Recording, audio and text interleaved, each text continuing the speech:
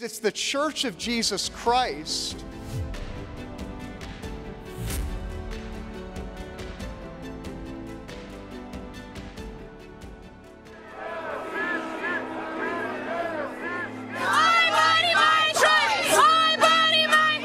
Children are a blessing, yet those who employ "my body, my choice" as a slogan to justify abortion as the sole right of women deny the existence and rights of both the father and the child. Around 73 million abortions take place worldwide each year. In the United States, abortion is the leading cause of death, claiming more lives than heart disease or cancer or accidental death. The mantra is "my body, my choice." I mean, isn't it interesting? If a woman wants her child, she'll celebrate that life. It isn't a fetus, it's a baby. If she doesn't want the baby, then it's a blob or a mass. Tawana Amon is the director of Broward Right to Life in Florida. The fact that we think that it's my body, my choice, we need to help women understand that it's not just their body. There's a separate entity growing inside of them, a separate baby, a child, a member of the human race. But also, from a biblical standpoint, we're told that our bodies are not our own, that they were bought with a price. My body, my choice is, I think, the most prevalent and widely relied upon, quote, argument for the right, so-called right to abortion. A statement of a woman's right to do what she wants with someone else's body, which she is conveniently forgetting to realize is not hers. So it's a statement of the right to dominate and actually kill another human being. That's what my body, my choice stands for. When a woman says, "my body, my choice," it's like, that's not your body. First of all, baby's not, half the time, it's going to be a little boy. So how can that be part of her body? Human life begins at conception, and that's not an opinion, that's a fact. That's what the verdict of science is. There was a poll taken in 2019 of about 5,500 biologists, professional biologists, academic biologists, and 96% of them said that human life begins at conception. Scripture makes it clear that we are made by God. In Psalm 139, David says, "You formed my inward parts. You knitted me together in my mother's womb. I praise you, for I am fearfully and wonderfully made." He had a plan and a purpose for our life. In Psalm 127, 3-5, it says that children are a heritage from the Lord. The fruit of the womb is His reward. That's really telling us that the children that are conceived are children that He has created. They are created, as Genesis 1:26 says, in the image and likeness of God. What happens is that there is an amazing period of development that takes place in the womb. The heart starts beating at 21 or 22 days. There is just an amazingly rapid period of human development that takes place actually in the first 8 weeks. By the first 8 weeks, you have almost all of the human organs are in place and are beginning to be functional. Just an amazing period. And yet, at the same time, that's where most abortions take place. That's where human beings' lives are ended, just at their very, just at their very onset. Mom has 60 trillion cells in her body, but even at just 10 weeks along in a pregnancy, there's 1 billion cells, and if it's a boy, every one of those cells is XY chromosome. So when she says, "it's my body, it's my choice," her body is an amazing life support system for that baby, but that baby is different. In fact, the baby can even have a different blood type from the mother.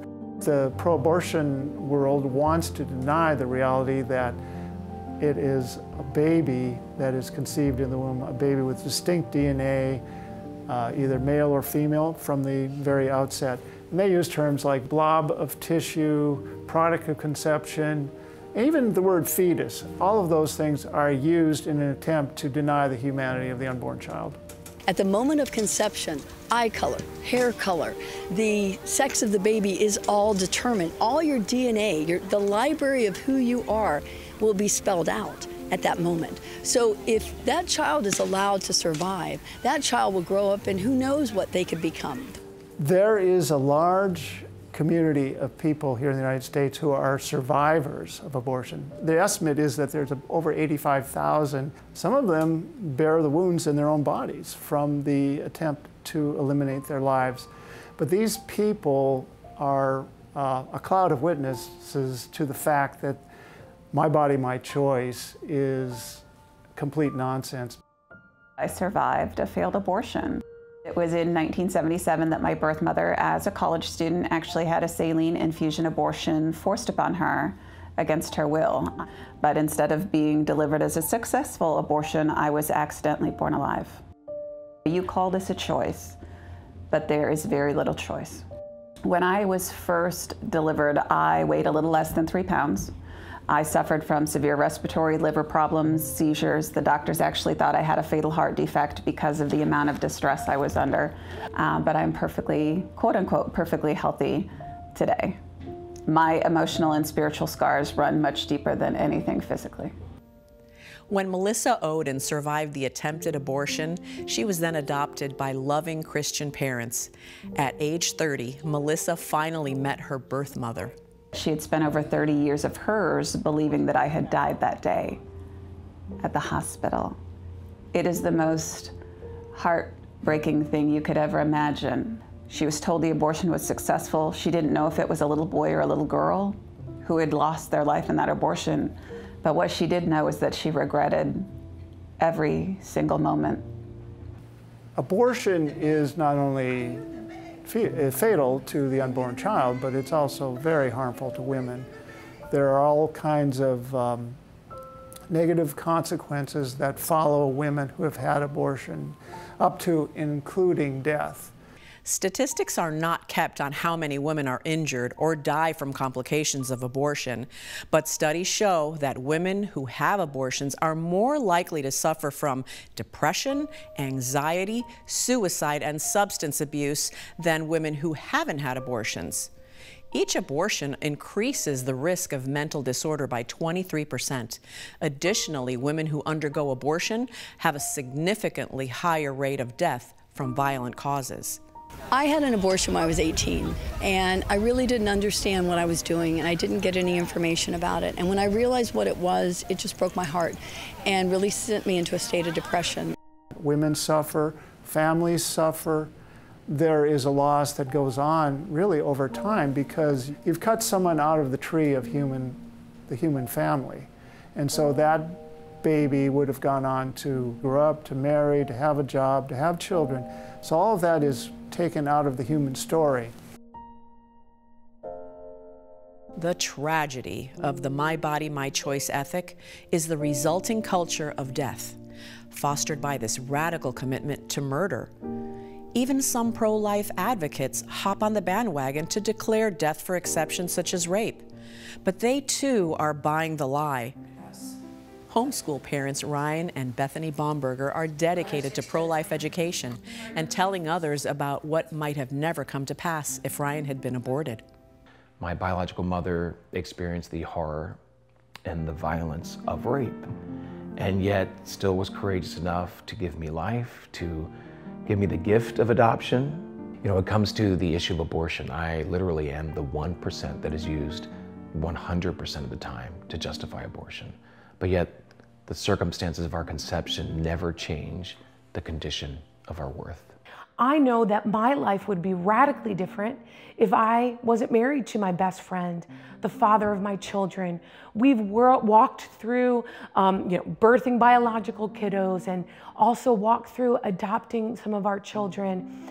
And I know that the world is a better place because Ryan's in it.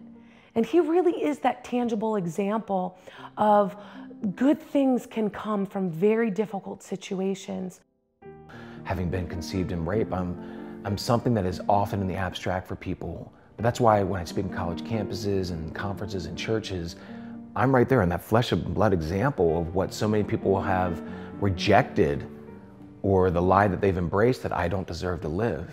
And so my hope is that I'm able to speak that truth and be that living proof that God enables triumph to rise from tragedy all the time. My body, my choice. My body, my choice is a triumphant cry of a woman, her right to do what she wants. Well, the truth is that most abortions are done under pressure by others that are forcing the woman to have an abortion.